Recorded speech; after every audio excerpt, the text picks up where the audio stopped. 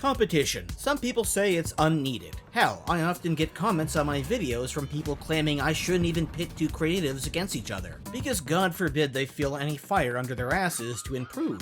But let's be real, we're talking about fairly successful people here, not starving artists. And in today's case, both Spindlehorse and Glitch absolutely need to be pitted against each other, because guess who benefits at the end of the day? Us, the viewers, and them creatively. Am I suggesting that Vivziepop and Terrace be at each other's necks like goddamn Joker and the Batman? No, obviously not. Even if that was a funny visual. The two are actually quite friendly with each other and have frequently done con panels together. However, they both absolutely can benefit from friendly, creative rivalry and competition. Hell, when I'm making my own videos, I'm basically doing that with much bigger YouTube channels all the time and ones I love. It's just the nature of creative work. And while I definitely have a bias towards adoring Terrace more, I'm not here to yuck any of Vivziepop's yums. I go as far as saying none of my videos ever do that. I simply want more creatives to compete with her in order for her to attempt to try and make improvements with criticism. And because she struggles with criticism, it would be far easier for her to improve through seeing what other studios do much better. I mean, when Disney and Don Bluth were neck and neck in the 80s, they brought out the best in each other's work. Disney couldn't pull off darker, more grounded stories, so Bluth stepped in to fill that void. Without that rivalry, we likely would have never had Disney's Renaissance. That said, it's easy to think of animation as something predominantly done by bigger studios. Think your Disneys, your DreamWorks, your Illuminations, but on a much smaller scale, and still notable level, you've got Bobby Pills, known for animating, well, let's just say stuff you'd likely watch from the comfort of your own room. And also the best segments of Invincible's previews. By the way, if you want to know more about that, go follow my video I put out on them. But in today's short attention span, non-traditional media, YouTube-fueled era, there are two indie studios battling for the biggest grip on the internet. On the one hand, you have Spindlehorse, who struck gold with the Hellaverse. On the other, Glitch Productions, who are now really starting to dominate with Murder Drones, the Amazing Digital Circus, and their new series, Gaslight District. While both are far smaller than the giants I mentioned earlier, that's actually their strength.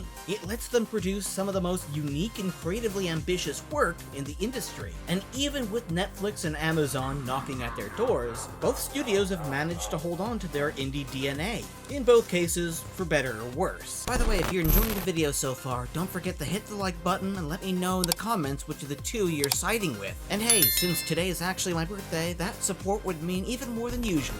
Now they're both standing at an interesting crossroads. Both have signed deals with Amazon, and both have landed massive projects that could blow them up even further. Spindlehorse has been handed Homestuck, perhaps one of the most infamous online series since Homestar Runner. Meanwhile, Glitch Productions was handed something that might be even more valuable. Terrace, former Disney showrunner of the Owlhouse. I have an army.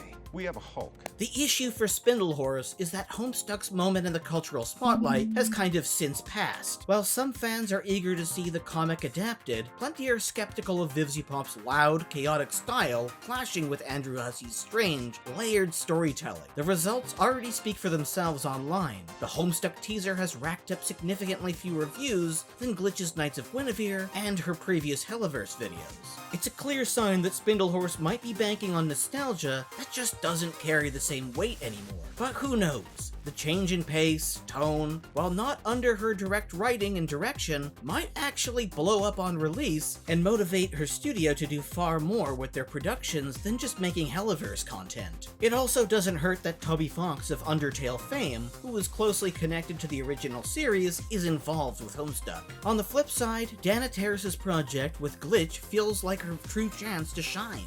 After years of Disney restrictions, she finally has the freedom to push boundaries and get as edgy as she damn well pleases. And unlike Vivziepop, whose work often feels like a teenager's angst-ridden fanfiction, accidentally given a production budget, Dana knows how to bring grace, weight, and emotional maturity to her stories. And she's known not to fetishize her gay characters. And with the description of the show and the trailer we were given, the context of her being tossed out the door by Disney despite despite her massive fan outcry. Also, no, she's not a Disney reject, she's a goddamn Disney martyr of lost potential at this point. The emotional edge of the series could be something absolutely special, and a massively deserved fuck you to Disney, both in success and in the story's entire subtext, as the abandoned amusement park theme clearly calls back to Disney. That blend of sharp personalized edge and artistic restraint could make Knights of Guinevere one of the most polished and impactful indie shows to date. And it's not just the writing, the animation itself looks absolutely gorgeous, on a level that could redefine what audiences expect from indie projects moving forward.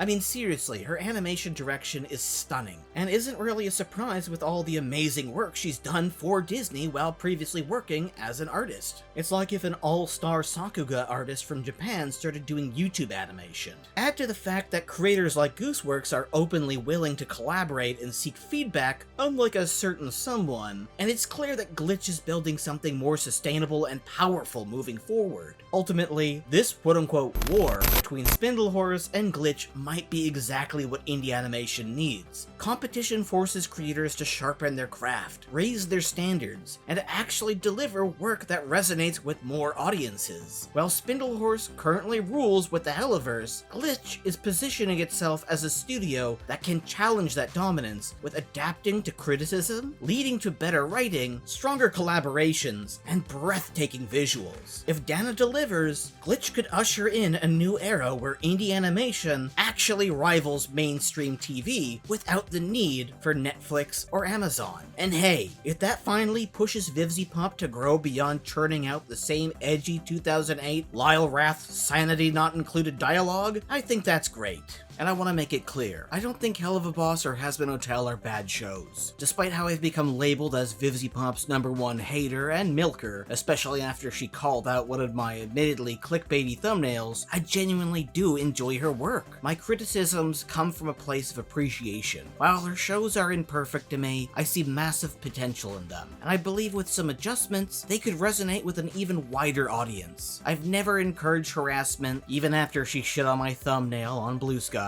My videos exist because as an editor, I can't help but imagine how her art could evolve. Especially with amazing showrunners like Dana Terrace emerging in the indie scene after being dropped by Disney. I ultimately hope that Vivzie attempts to change things up at Spindlehorse. While I don't expect it to change in a day, or audiences to suddenly love her outside of her sphere, I earnestly hope she learns in time, because cringe or not, it's clear Vivziepop's work has made a lasting impact. Those are just my thoughts though at the end of the day, so take that as you may. Also, this video will be going up on my birthday, so if you feel like treating me to anything, be sure to buy me a coffee, and I'll see you next week.